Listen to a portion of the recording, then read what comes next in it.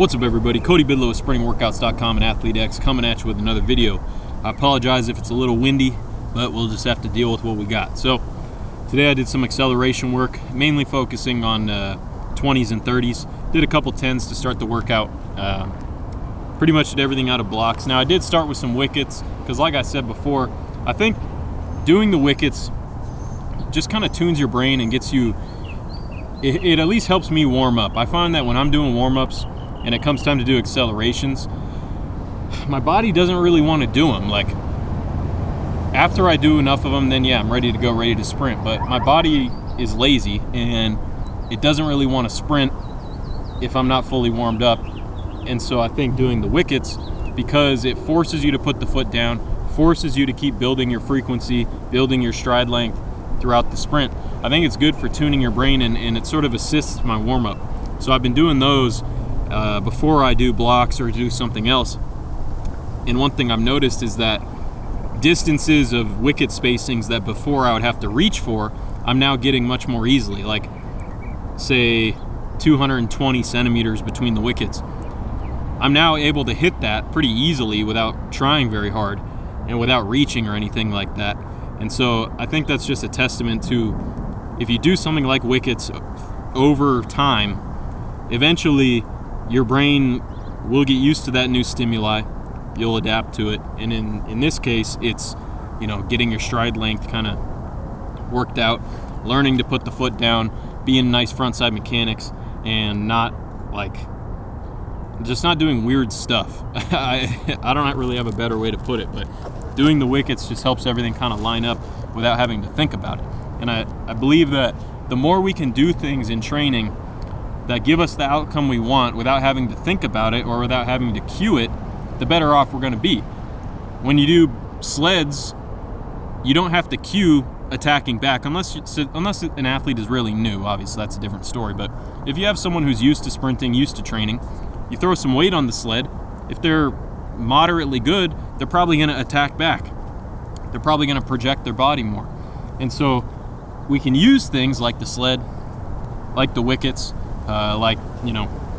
making our lane more narrow to minimize side-to-side stepping. We can modify the environment to put us into position to run with better technique without having to think about it. And if the more you can find ways to do that, the better off you're going to be. Another thing you could do, say you're working on acceleration, well, you could pair an acceleration bound with a block start. Maybe you're someone who is a little too frequency driven and you need to work on projecting more.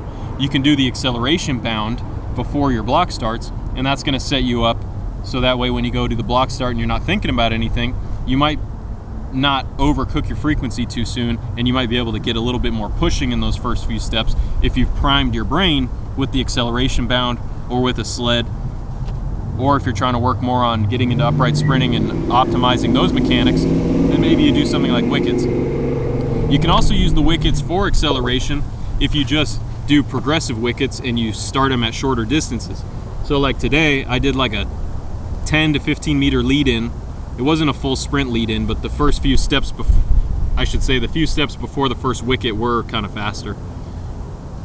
But I shifted them toward acceleration by going 180 centimeters for the first three, then 190 for two, 200 for two, 210 for two, and 220 for two, as far as centimeters between the wickets.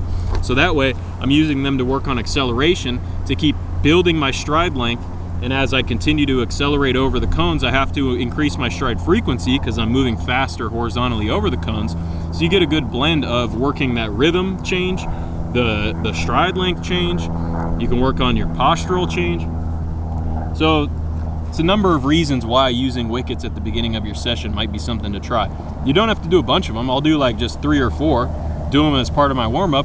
And then when I'm ready to, once I do that, I'm ready to do blocks, or I'm ready to do a longer sprint or whatever. So think about doing that. I would suggest that your spacings don't have to be perfect. Just play around with them. And, you can use that video I did about stride length, optimal stride length.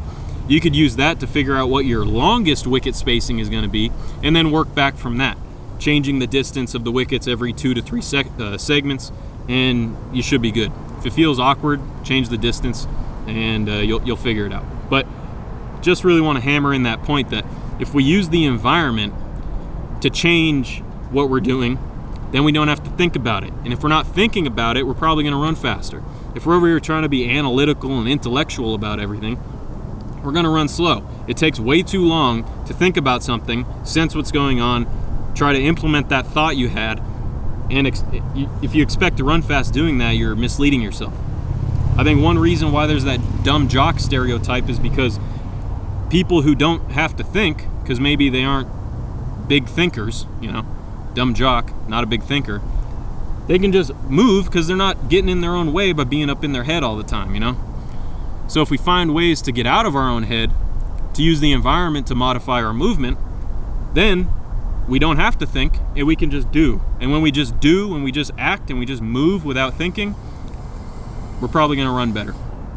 So a lot of sprinting comes down to getting out of your own way.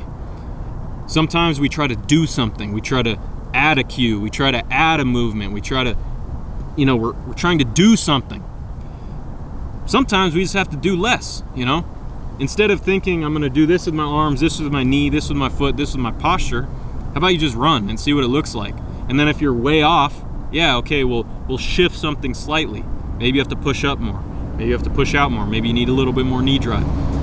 But you should start from a basis of just sprinting without thinking, so you know what your default is, and then you only add in things to think about if you see a major deviation from what would be optimal for you. Now, as far as the session today, I did the few wicket sprints. Then I did a couple 10s just to get ready for blocks. Then I went to 20 and then to 30. I ran 392 to 30, 288 to 20, 173 to 10. Last week I ran 386 to 30. So I'm still within that range. I'm still within a bandwidth of, being pretty close to that PR. And I noticed that my average times are faster than they were maybe 3 or 6 months ago.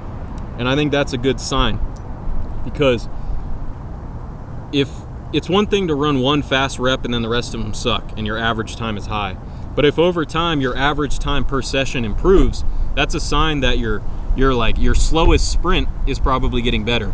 And if on a regular basis your slowest sprint of the day is faster and your average time is faster, you're closer to a PR. If we, can achieve faster average times, I think that tells us we're moving toward a new personal best. If your average times are getting slower, that's a sign that maybe you're overworked, you're not rested enough, maybe your training needs to be modified. If your average times are staying the same, then you can keep doing what you're doing or change things depending on what you think needs to happen. But if you see average times improving, that on a regular basis most of your times are a little bit faster than what they used to be, even if they're not PRs, that's a sign that you're getting better and you're probably moving closer to a PR. So I'm excited about that. Now, last thing, I put a poll on Instagram and on YouTube asking all of you folks, what do you think would be a better event for me to try, long jump or the 400 meter dash? I think it'll be long jump. Instagram was pretty split. It was like 53% said long jump, 47% said 400. On YouTube, you guys all said I need to run the 400, but I'd be interested in what your guys' thoughts are. So if you did vote in the poll or not, leave in the comments what you think I should try, the long jump or the 400. I'm leaning toward long jump. Maybe I'll try both. But tell me why. Tell me why you think I should try one or the other. And, I want to try to expand the content a little bit, try to reach a slightly bigger audience, because I know some of you guys do other events. You don't just do the 100 or the 200. So I want to try to make content that, is useful for everybody. I also want to be a better coach.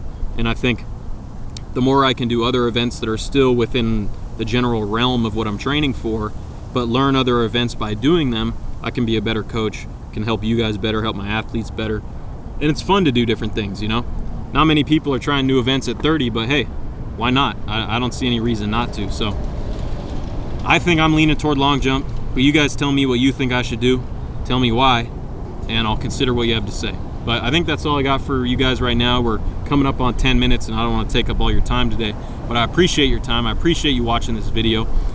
Really consider doing what I talked about, finding ways to modify your environment to get the outcomes you want in sprinting, whether it's wickets, sleds, bounds, whatever. Use things in your environment or use exercises that constrain you to do certain things, so that way you can work on those things without thinking about them.